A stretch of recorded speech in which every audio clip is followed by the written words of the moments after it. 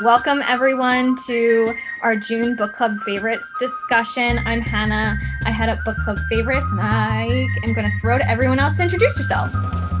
Yay, I'm Ariel. I work with Lisa as her publicist at Simon & Schuster. I am Milena and self-titled Lisa Jewell brand ambassador and also work with Lisa Jewell. I'm always going to think of Milena as that now, forevermore. That's fantastic. Yes, I'm Lisa Jewell, novelist of the book club of the moment. Yes.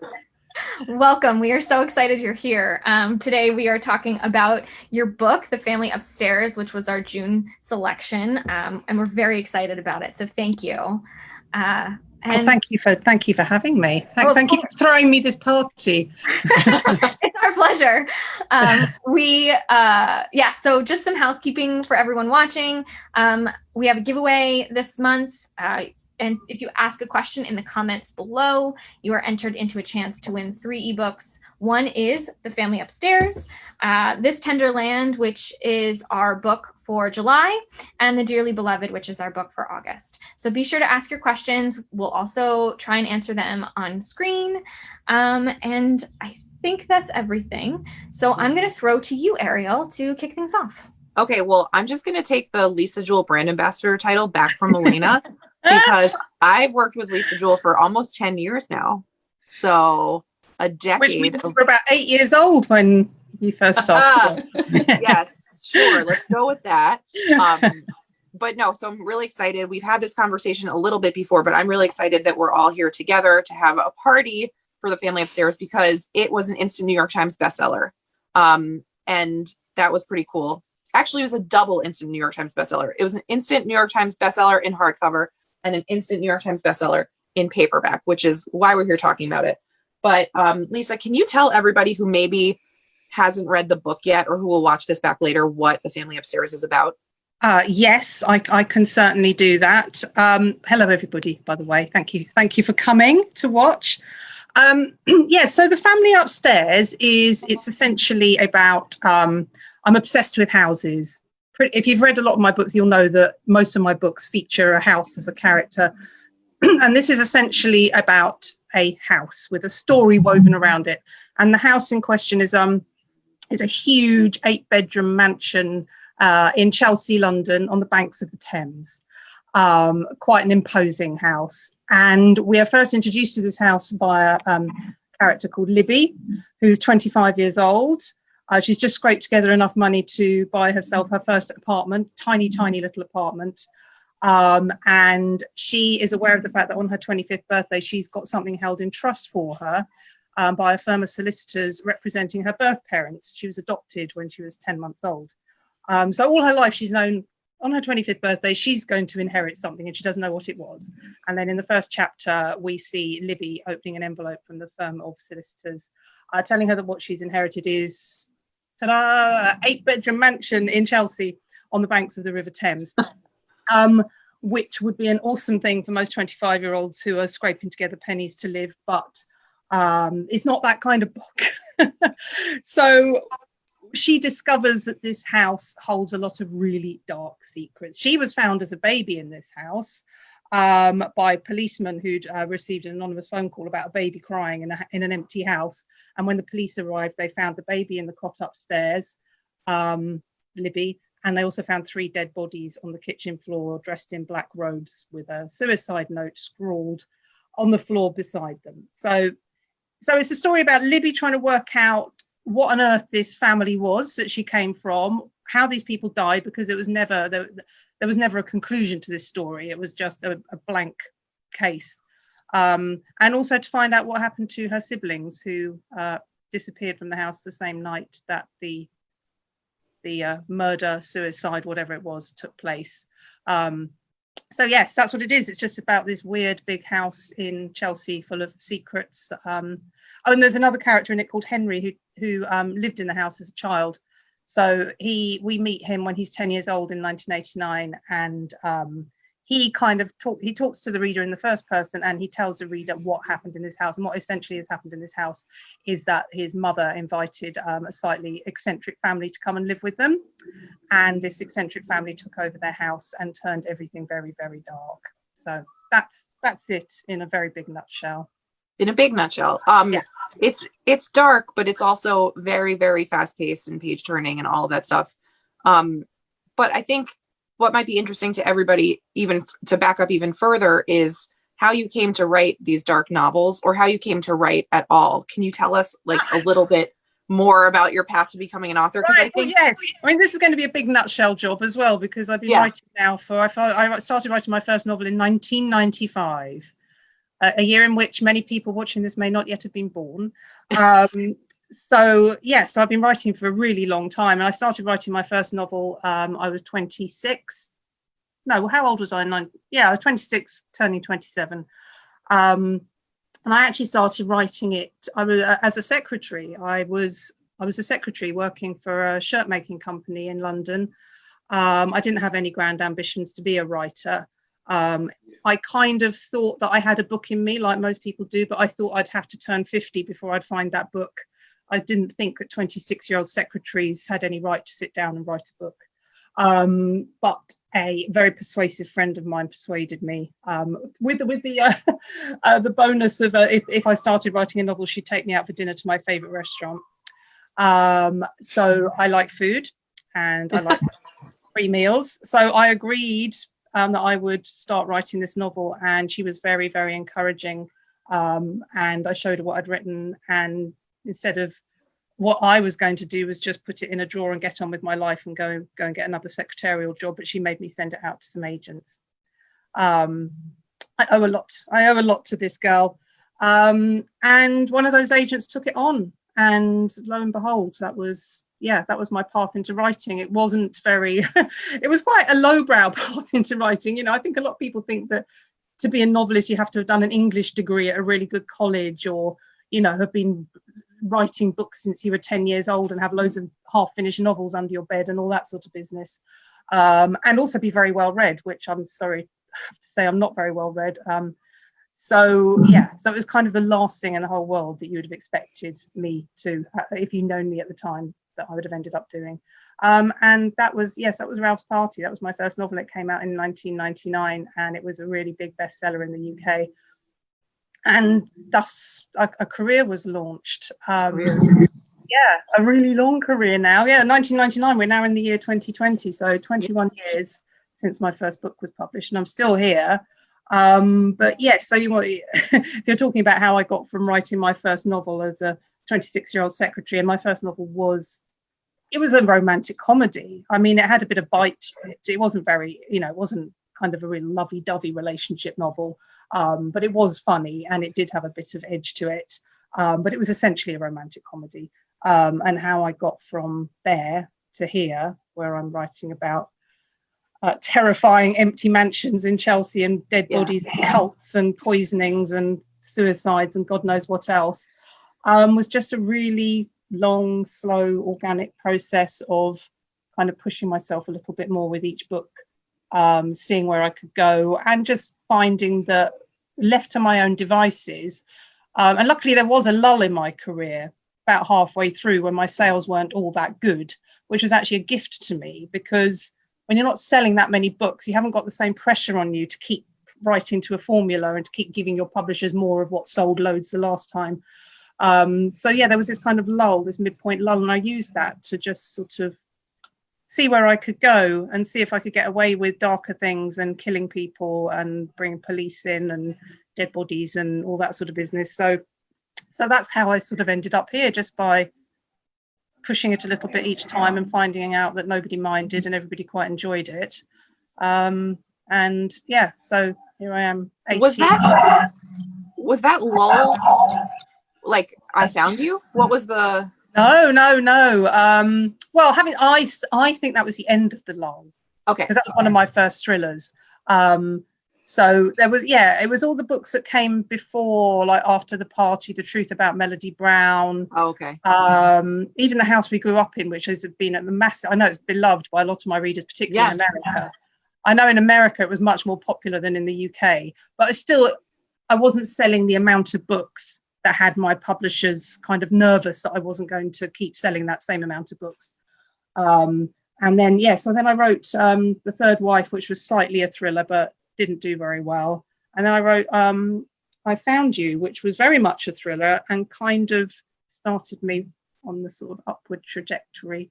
But it was The Girls, which was called The Girls in the UK, and it was called The Girls in the Garden in the US, which I think was the one that finally kind of cemented me as a writer, a successful writer of thrillers. We're glad that you made your way. We're glad that you made your way through the thriller, because it's you can't stop once you start reading. And every time you describe The Family Upstairs, it makes me want to reread it because you're so good at describing it. You're like, dead bodies on the floor. Yeah. So, sold. I mean, sold, totally sold. So you talk about the house being a character in The Family Upstairs. Was there a specific house or anything or any home that inspired it, or any other stories that inspired this? Yeah, well, I had a house in my mind's eye. Obviously, I'm a Londoner, so I knew the street I had in mind, and I had a vague idea of what some of the houses looked like. So I had this sort of vague outline of the type of house I wanted to write about. And instead of doing what you might imagine an author could do, which would be a fun bit of research of like getting on the tube and going down to Chelsea and wandering around the houses and taking pictures and notes and getting all inspired, I suddenly thought, I haven't got time to go to Chelsea. I need to start writing this book now. So I just did a Google image search for houses, Cheney Walk. Cheney Walk is the name of the road. And I just sort of flicked through these images of houses on this street until I found the one that fitted best with my mental image and chose that one. So there you go. That's crazy. I know that there was another story of, because the woman, the main character, one of the voices in the book. Yes. And I wanted to elaborate on that too. Yeah. So there were two main points of inspiration for this book. And the one that came first, so the house came second.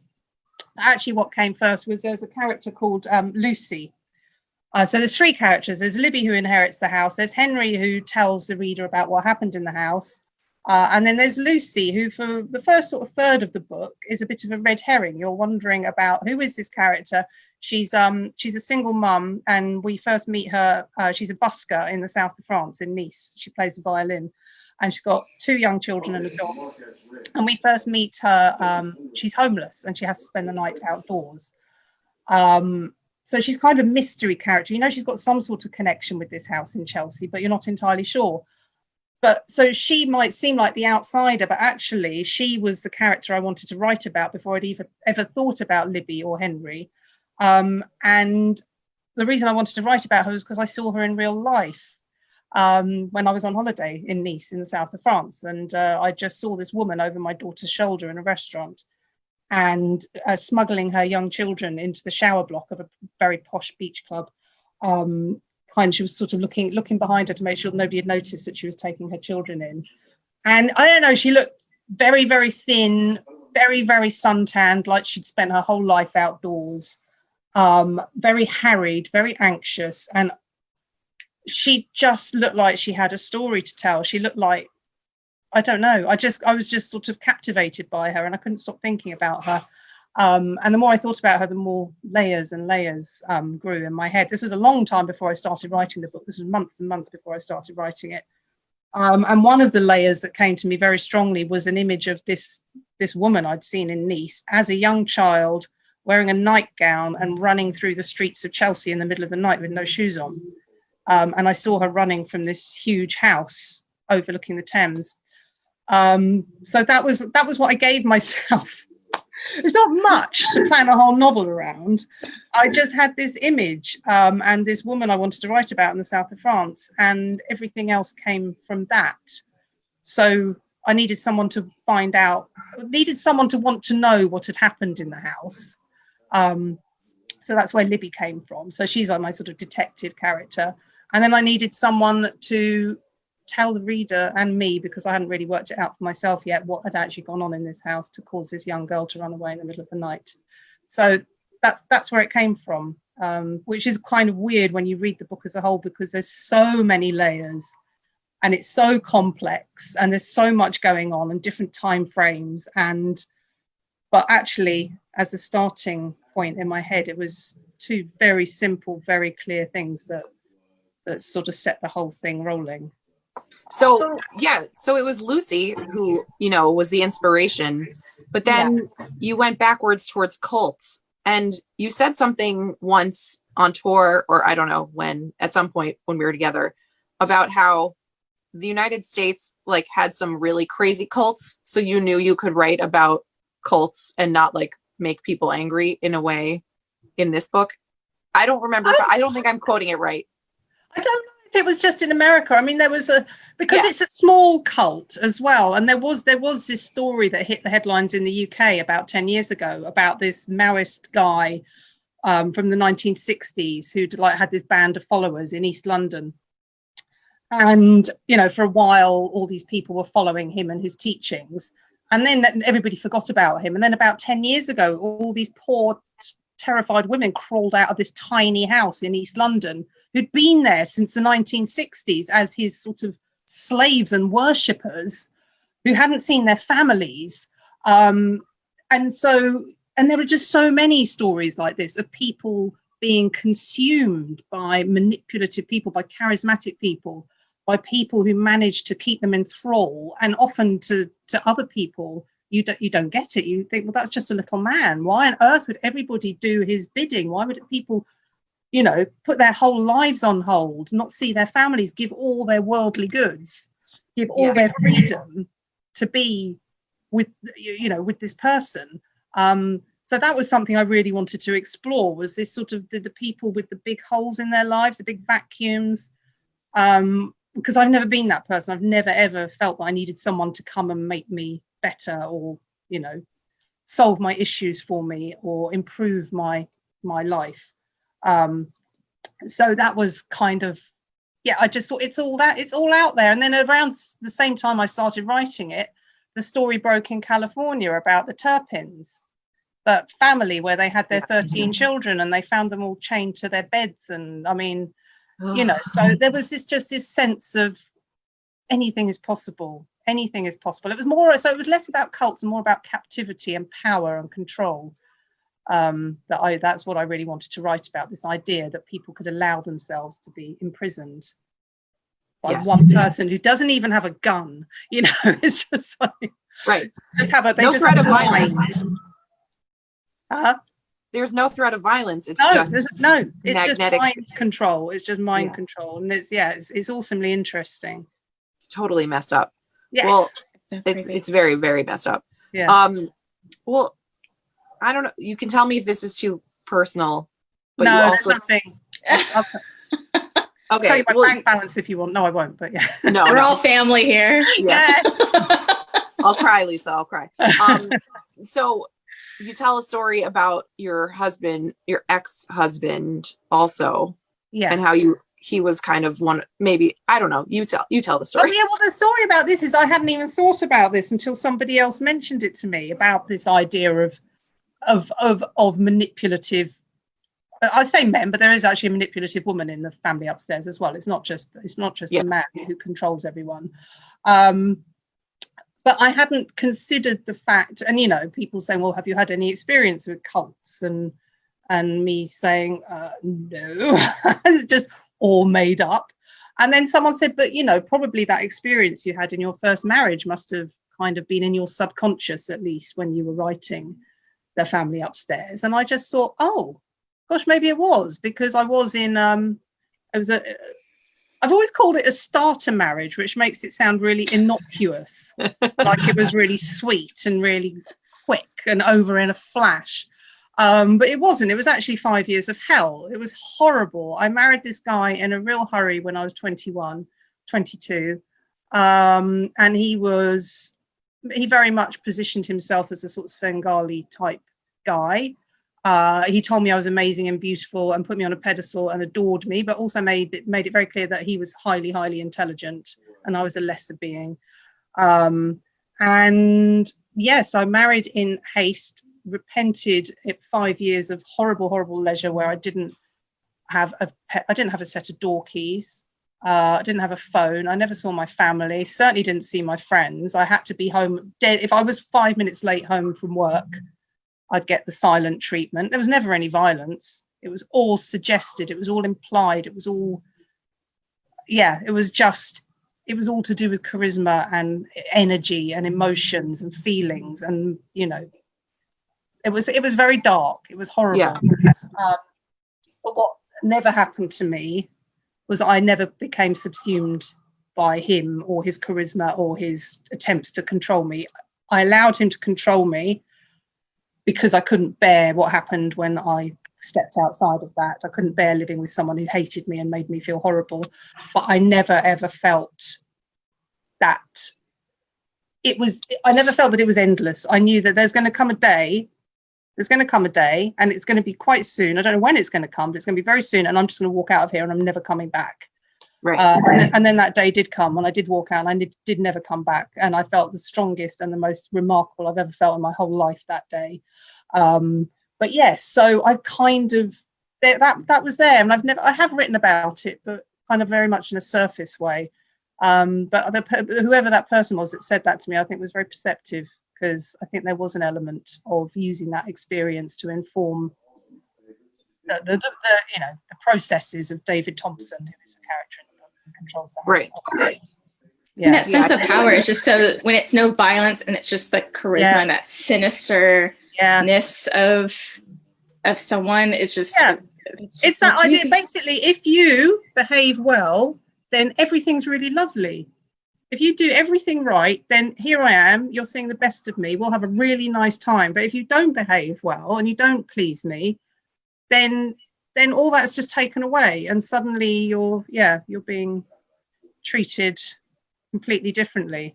So it's not the threat of violence at all. It's very much the threat of just taking away what's nice about your existence and replacing it with stuff that you don't like. So there you go. Since you were weirdly writing about something that in your subconscious that someone had just presented this to you, made you aware, were there like other characters that you base upon other people now that you realize that?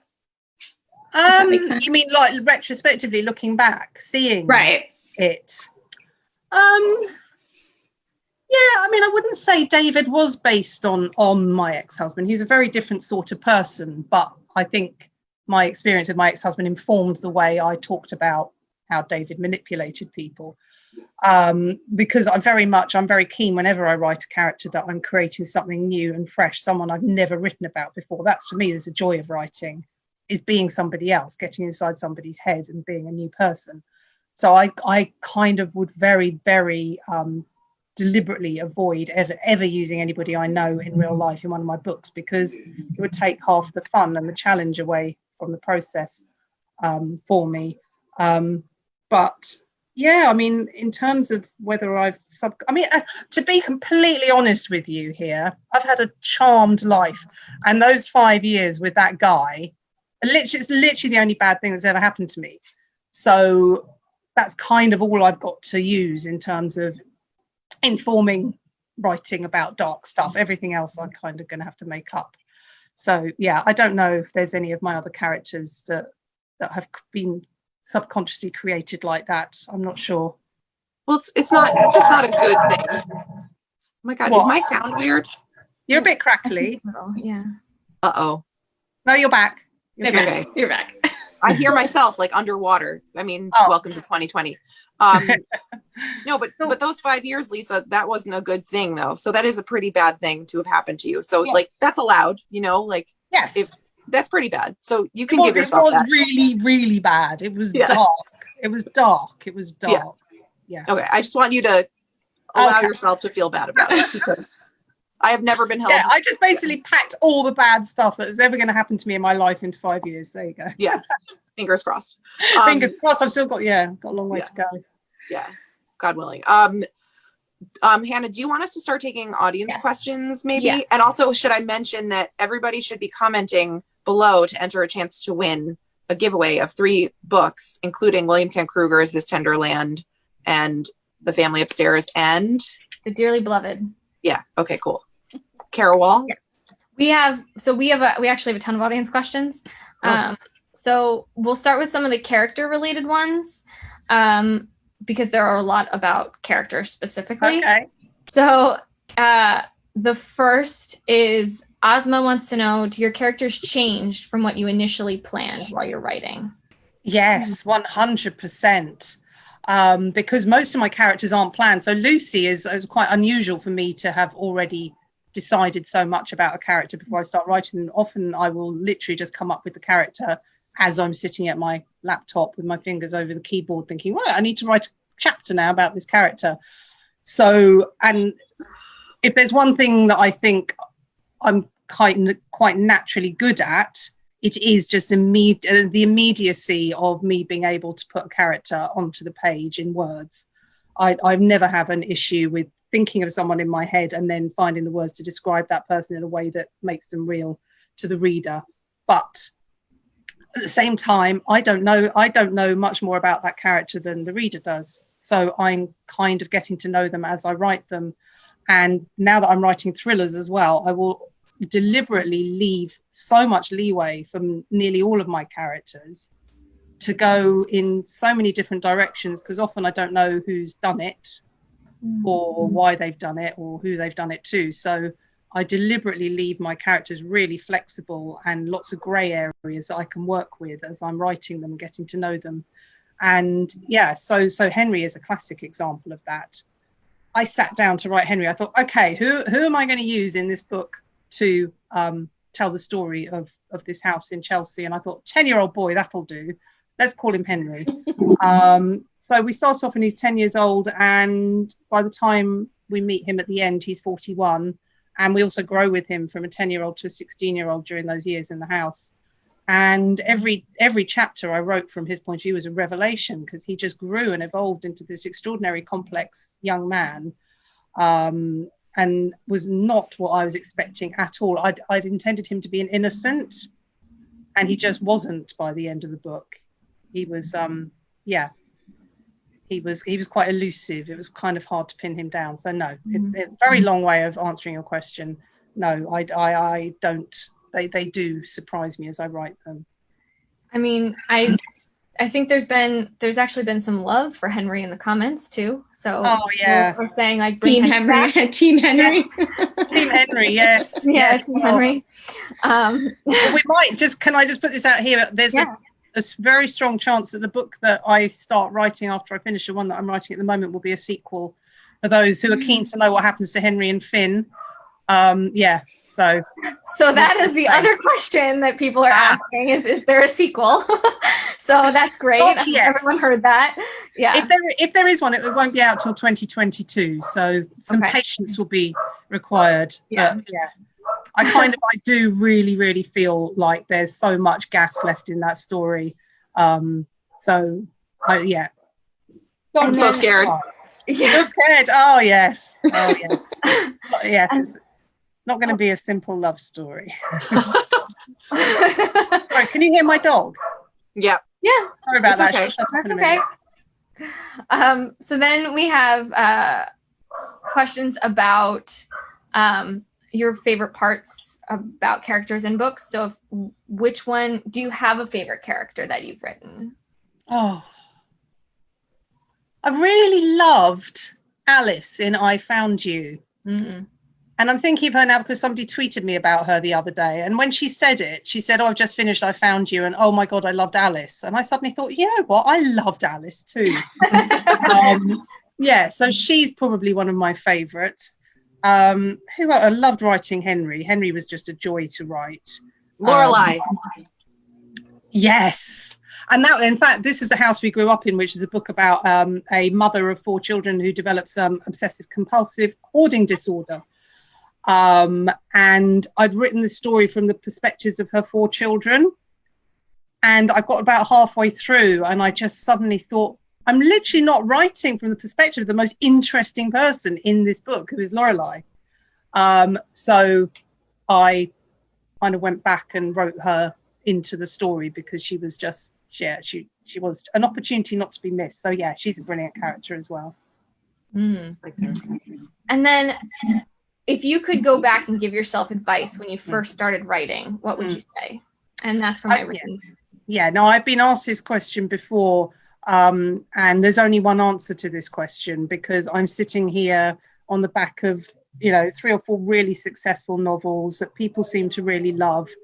I've got a fantastic career. I've got 2 amazing publishers on either side of the pond.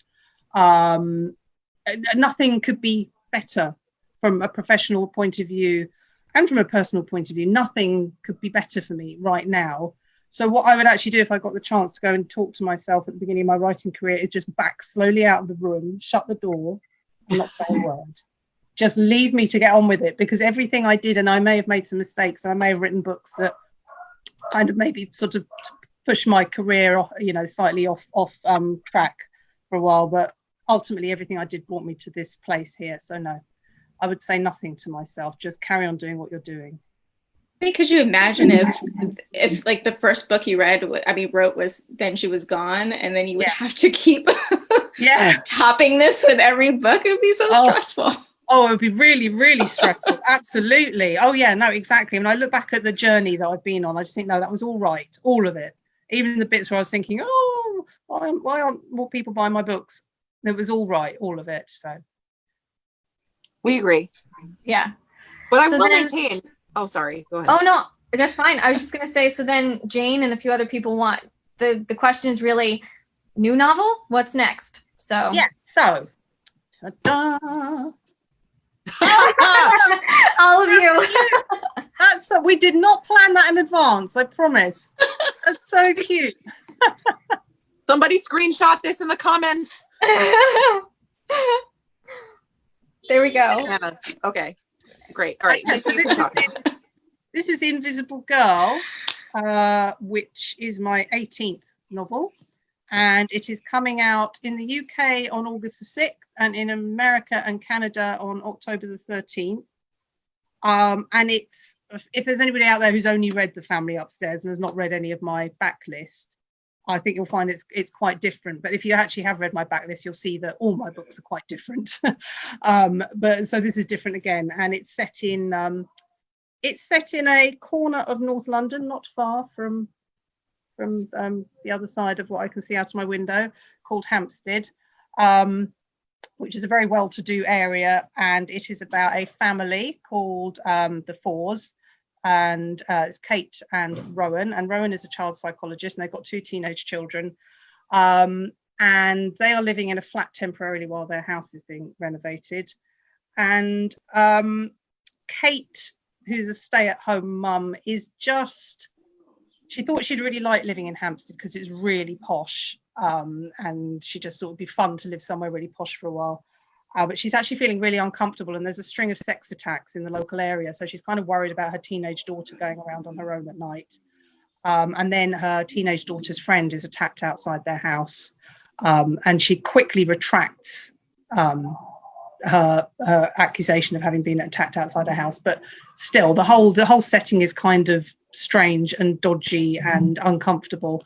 And in the house opposite is a weird man called Owen Pick, and Kate and Rowan's daughter, Georgia, has already picked him out as being a bit of a loner, and he's made her feel uncomfortable when she's walking home from the tube station at night. And into the mix of this little community comes a character called Sapphire Maddox, who's a teenager, and she talks to us in the first person, and she tells us the story of how she ended up disappearing from outside Rowan's house on Valentine's night. And yeah, so she tells us how she disappeared over the course of the book. But it's really, I think, a book about Owen, the loner over the street, who gets falsely accused of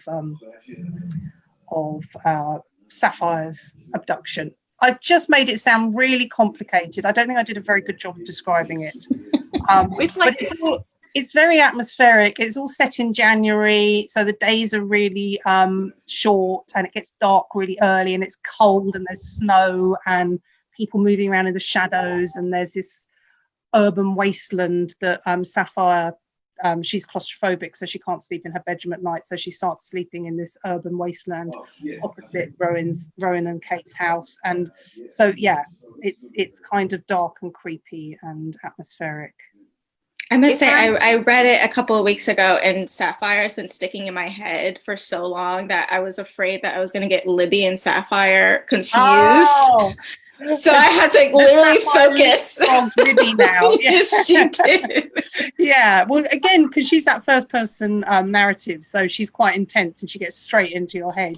Yes. So yes, I can see that.